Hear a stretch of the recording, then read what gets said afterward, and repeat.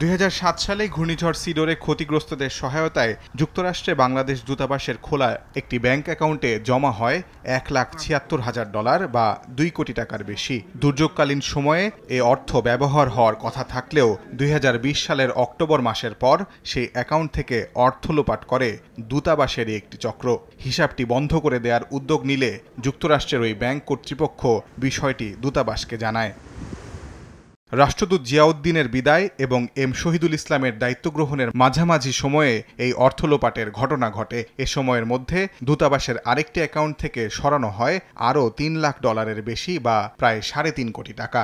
রাষ্ট্রদূত শহীদুল ইসলাম দায়িত্ব নেয়ার পর একটি চিঠির মাধ্যমে সে সময়ের পররাষ্ট্রমন্ত্রী ডক্টর একে আব্দুল মোমেন ও সচিবকে এ তথ্য জানান।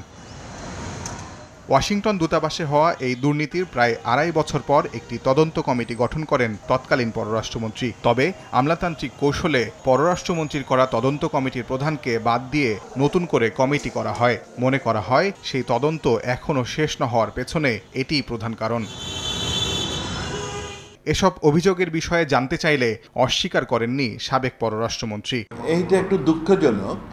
আমি যখন সরকারে ছিলাম তখন আমাদের রাষ্ট্রদূত ওয়াশিংটনে যিনি, সেই তথ্যটা আমাদের পররাষ্ট্র সচিবকে জানান, আমাকেও একটা জানিয়েছিলেন। এটা বোধহয় 4 লক্ষ কত হাজার, আমাদের দেশের জন্য অনেক টাকা। এটা বহুদিন ধরে পড়েছিল ডরমেন্ট অ্যাকাউন্টে। তখন ব্যাংকই সতর্ক হয়ে গেল যে এতগুলো টাকা হঠাৎ করে উধাও হয়ে গেল, এবং সেই কারণে উনি জানিয়েছিলেন। তখন আমি আমাদের সরকারের যেটা নিয়ম, সেখানে আমরা একটা ইনভেস্টিগেশন করার জন্যে কেমনে হলো, কে দায়ী, এইগুলো নির্ধারণের জন্যে আমরা একটা কমিটি নিয়োগ করি, রিকমেন্ড করি। পরবর্তীতে এটা পরিবর্তন হয়।